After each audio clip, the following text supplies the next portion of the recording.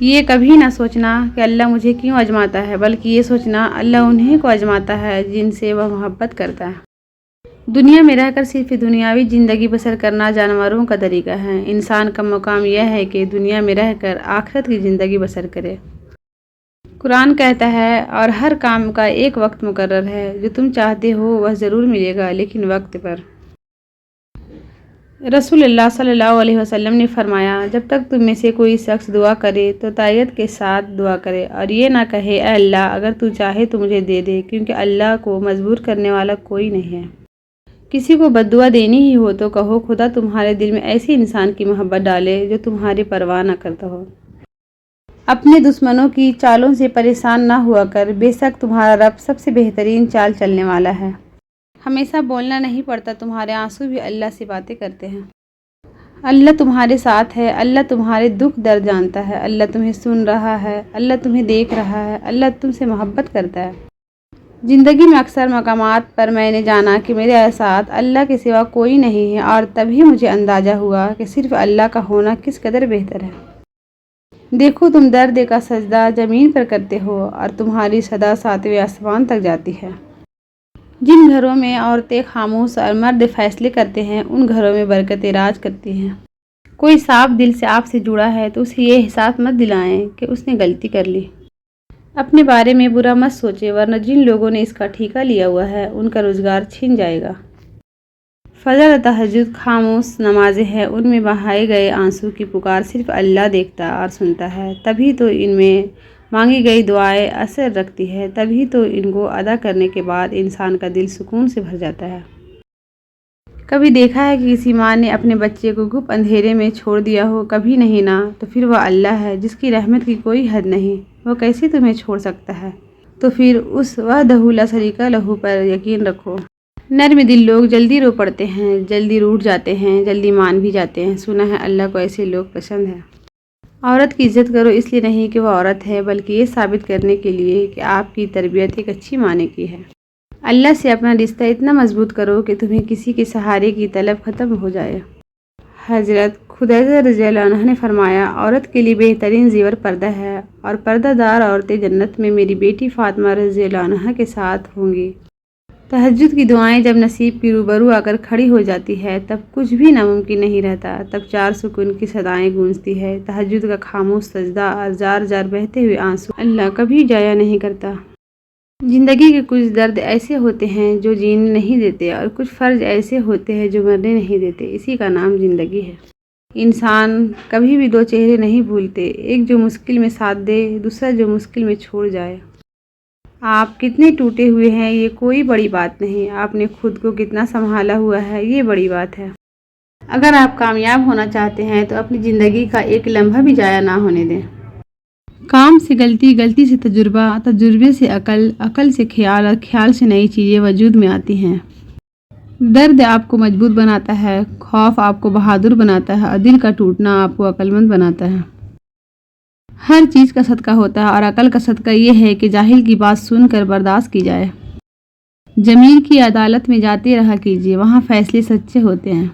چھوٹے انسان کی اونچی آواز سچے انسان کو خاموش کرا دیتی ہے، لیکن سچے انسان کی خاموشی جھوٹے انسان کی بنیاد ہلا دیتی ہے۔ عبادات ضرور کیجیے مگر معاملات پر بھی توجہ دیں۔ کعبے کے چکر لگانے سے لوگوں کے دیے ہوئے چکر معاف نہیں ہوتے۔ مجھے ان اندھوں پر بہت ترس آتا ہے جنہیں اپنی غلطی نظر نہیں آتی۔ غریبوں کی ہائے اور فارغ لوگوں کی رائے کبھی نہیں لینی چاہیے۔ جن کو چھوڑنا ہوتا ہے وہ دن یا رات نہیں دیکھتے، جن کو نبھانا ہوتا ہے پھر وہ حالات نہیں دیکھتے۔ جھانکنے کی بہترین جگہ اپنا گریبان ہے، اور رہنے کی بہترین جگہ اپنی اوقات ہے۔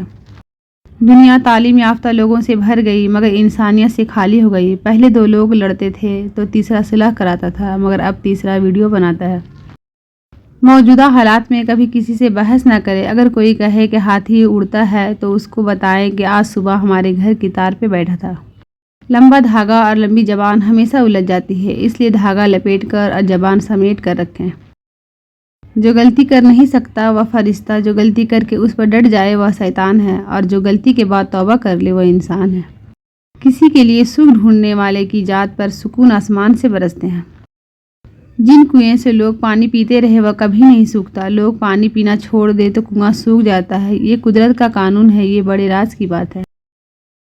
جب تمہارے دل میں کسی کے لیے نفرت پیدا ہونے لگے تو فوراً اس کی اچھائی کو یاد کرو۔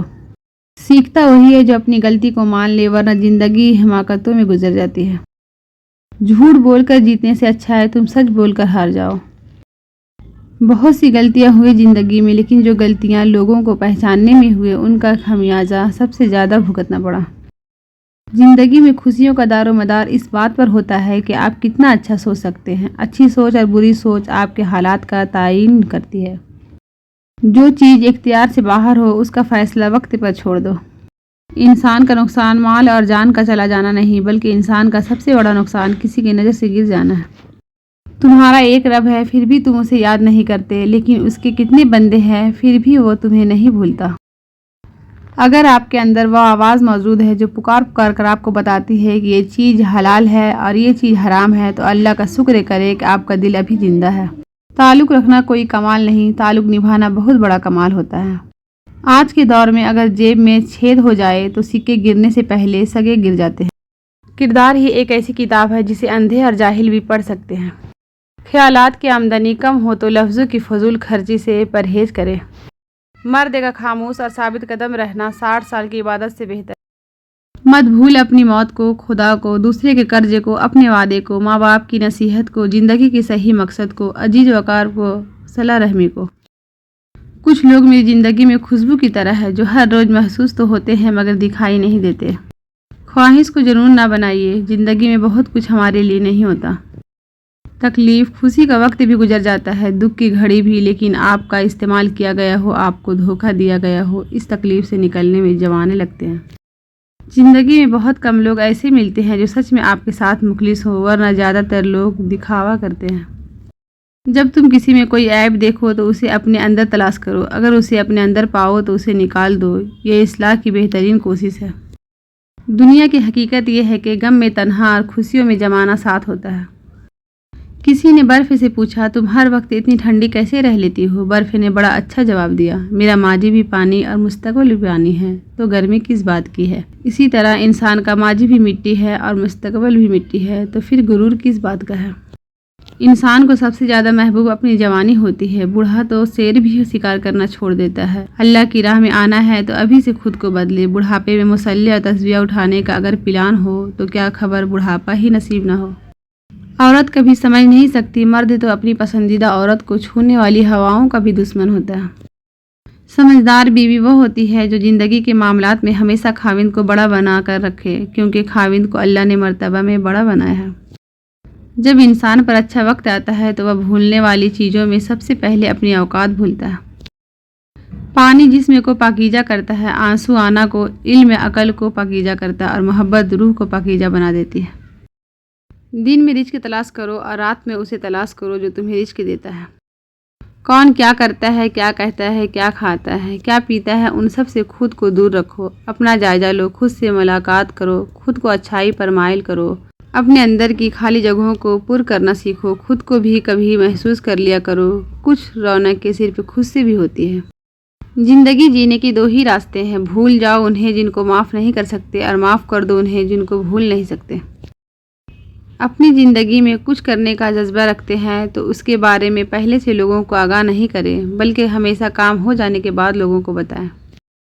ہمیشہ ایسے شخص کو چنا کرو جو آپ کو عزت دے، کیونکہ عزت محبت سے کہیں زیادہ خاص ہوتی ہے۔